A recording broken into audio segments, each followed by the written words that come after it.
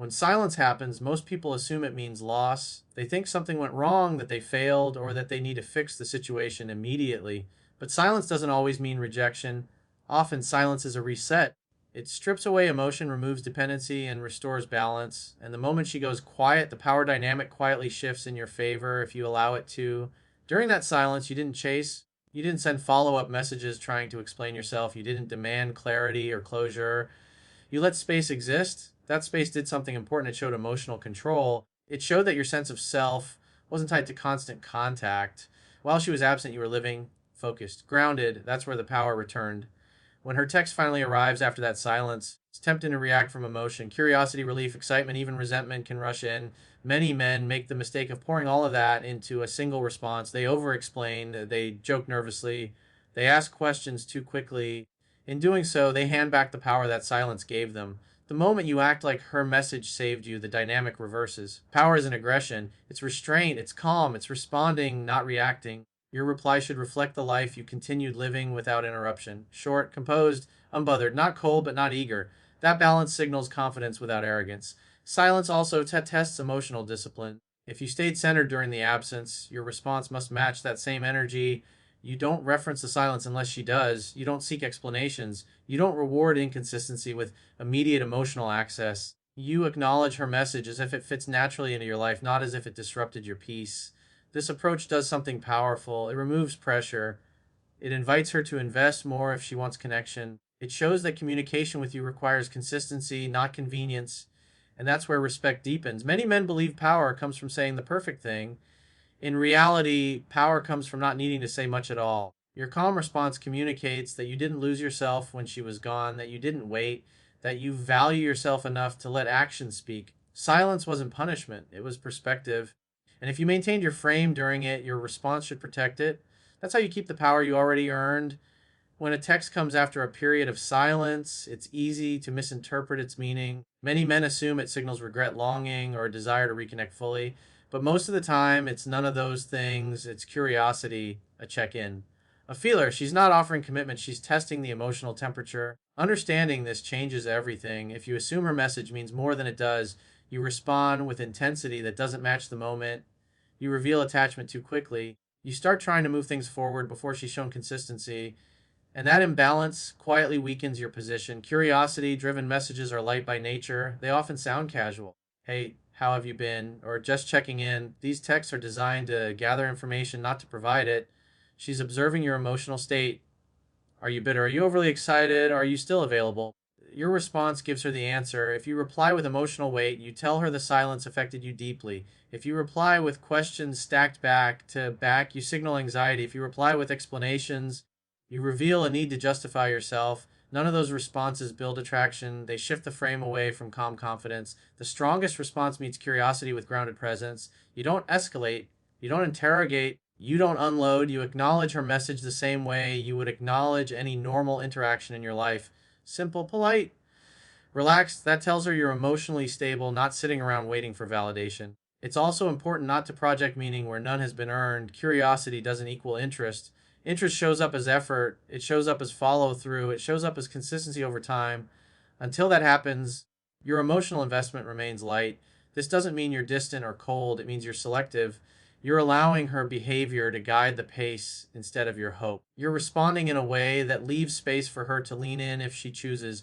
When men confuse curiosity for commitment, they rush the process. They talk about the past too soon. They seek reassurance. They attempt to lock something down that isn't ready, and that pressure often pushes her back into silence. By staying grounded, you invite clarity. If she wants more, she'll show it. If she doesn't, you lose nothing. Either way, you keep your self respect intact. Curiosity is the door, not the destination. How you respond determines whether it opens further or quietly closes. And power stays with the man who understands the difference. When communication resumes after silence, the instinct to explain yourself can be strong. You may feel the urge to clarify what happened, express how you felt, or make sure you're understood. But leadership and communication is about filling space with words. It's about direction, tone, and emotional steadiness. And in moments like this, less truly is more. Powerful communication is calm and intentional. You don't rush to be heard. You don't overqualify your position. You respond in a way that shows you're grounded and present, not emotionally reactive. Short, composed responses signal that you're comfortable with yourself and your situation. They reflect confidence without needing validation. When she reaches out after silence, she's watching closely, not just what you say, but how you say it. Lengthy messages can feel like pressure, emotional explanations can feel heavy, oversharing can feel like instability, but a clear, relaxed reply keeps the interaction light and balanced. Leadership also means allowing things to unfold naturally. You don't force momentum. You don't rush toward outcomes. You acknowledge her message and keep the exchange moving forward without dragging it into the past. If she wants to talk about what happened, she'll bring it up. Until then, you stay present, not probing. There's strength in leaving space. Silence inside conversation can be just as powerful as silence between messages. It gives her room to invest, to ask questions, to reveal intention. When you say less, you give her more opportunity to lean in, and that shift subtly restores balance. Another important element is emotional neutrality. You're not sarcastic, you're not distant, you're not overly warm, you're steady. That steadiness communicates maturity. It shows you're not trying to win or protect yourself. You're simply engaging from a position of self respect. Leading the interaction doesn't mean controlling it, it means setting the emotional pace. If she keeps things light, you stay light. If she deepens the conversation, you follow thoughtfully. You don't jump ahead. You meet her where she is. Men often believe attraction comes from saying the perfect thing.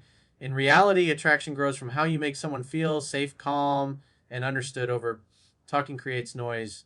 Under talking with intention creates presence. By staying grounded and letting your responses breathe, you communicate confidence without effort. You show that your world doesn't revolve around one message. And that subtle message carries weight. That's how saying less becomes the strongest form of leadership. One of the fastest ways to lose control after she reaches out is by giving more than she's offering. Overcompensating feels natural when you want to reconnect, but it quietly communicates imbalance. Power isn't about withholding, it's about alignment. When your effort matches her effort, the dynamic stays equal and attraction has room to grow. After silence, her energy level tells you everything you need to know. Is she sending short, casual messages? Is she responding slowly? Is she keeping the conversation light? Those signals aren't invitations to increase intensity, they're cues to mirror. When you mirror, you show emotional intelligence, you demonstrate that you can read the situation instead of forcing it. Many men make the mistake of trying to win her back. The moment she texts, they become overly available. They reply instantly, they extend conversations that don't naturally flow. They start offering emotional reassurance that hasn't been requested. While this may come from good intentions, it creates pressure and shifts the balance out of your favor. Matching effort doesn't mean being distant or playing games. It means staying in rhythm. If she sends one message, you send one message. If she keeps it casual, you keep it casual. If she invests more, you open up slightly in return. This creates a natural back and forth that feels easy, not forced. This approach also protects your self respect. You're not chasing clarity, you're allowing behavior to speak. Consistency reveals intention far more clearly than words. When you overgive, you blur that clarity. When you match, you maintain it. Another important aspect is emotional pacing. You don't rush intimacy. You don't revisit unresolved emotions prematurely. You let connection rebuild organically through consistency. That patience signals confidence. It shows you're comfortable with uncertainty because your sense of worth doesn't depend on immediate outcomes. Mirroring also invites her to step up. When she realizes she won't receive unlimited attention without effort, she's faced with a choice: invest more or pull back. Either outcome gives you clarity, and clarity is power. Attraction grows in space, not pressure. When you match her effort, you keep that space open. You allow curiosity to deepen into interest without forcing a direction. In the end, power isn't about control, it's about balance. And balance is created by meeting energy with energy, not trying to tip the scales. That's how you stay grounded and keep the dynamic in your favor. Texting after silence can feel like progress, but words alone don't rebuild connection. Real power returns when communication moves off the screen and into real life. Text is a tool, not a destination. And when you understand that, you stop chasing conversation and start leading interaction.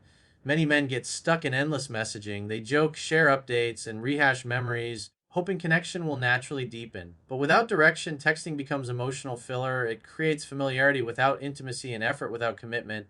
Over time, that weakens attraction. Leadership means guiding things forward calmly and confidently. You don't announce it, you don't push. You simply suggest a real interaction when the moment feels natural, not as a test, not as a demand, as an invitation. That subtle shift changes the dynamic immediately.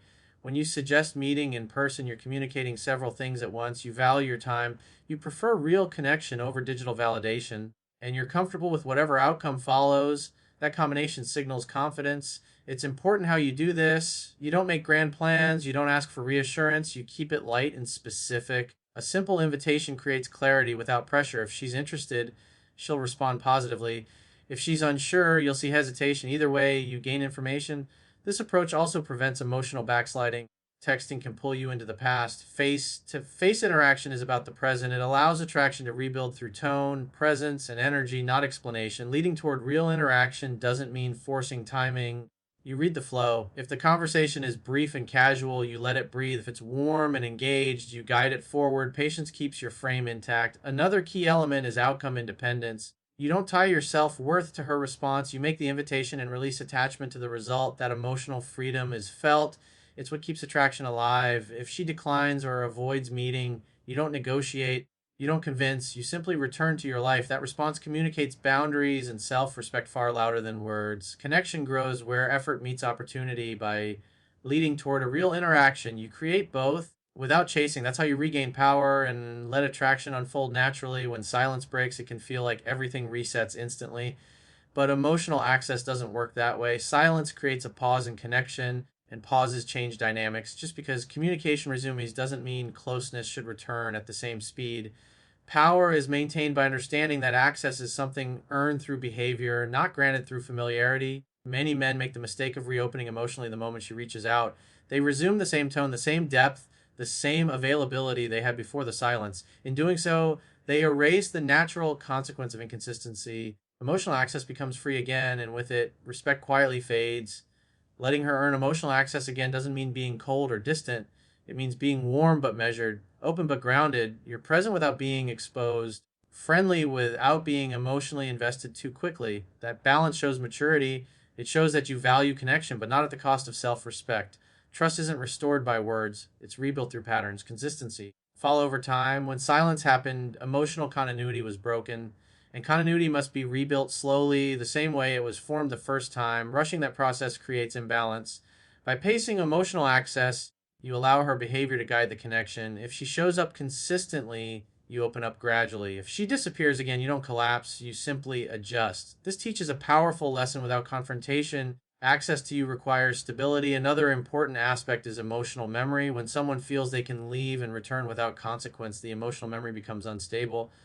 But when access is paced, the emotional memory becomes grounded. She feels the difference. She senses that you're not punishing her, but you're not ignoring reality either. This also protects you. Emotional availability without consistency creates vulnerability without safety. By staying measured, you stay centered. You don't hand your emotions to someone who hasn't shown they can handle them responsibly. Letting her earn access again also reframes attraction. Instead of you trying to prove value, value is assumed. Instead of chasing closeness, closeness becomes something she moves toward. That shift restores polarity naturally. You're not testing her. You're observing. You're not withholding affection. You're aligning it with reality. That clarity removes anxiety and creates respect. Over time, if she invests emotionally, you meet her where she is.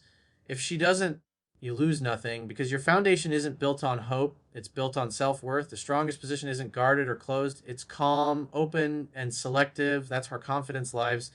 And that's how power isn't just regained, it's maintained.